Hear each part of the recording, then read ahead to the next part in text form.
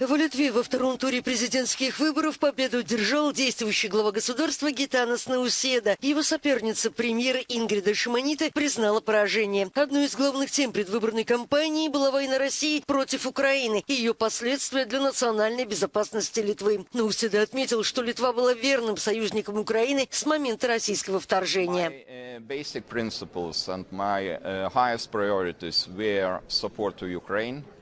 Strengthening the security of Lithuania, active foreign policy, and active participation in different formats of European Union. So I think we moved forward all the time and we implemented very important decisions, especially regarding the security of Lithuania.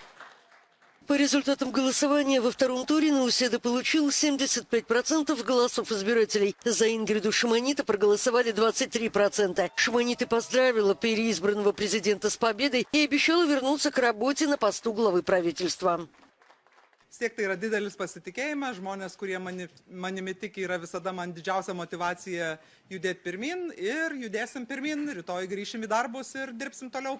Литва – парламентская республика. За президентом закреплены решения в области внешней политики, право законодательной инициативы и право вето. Литва – член НАТО, занимает стратегическое положение на Восточном фронте Альянса, что делает роль президента особенно важной, учитывая продолжающийся конфликт в Украине.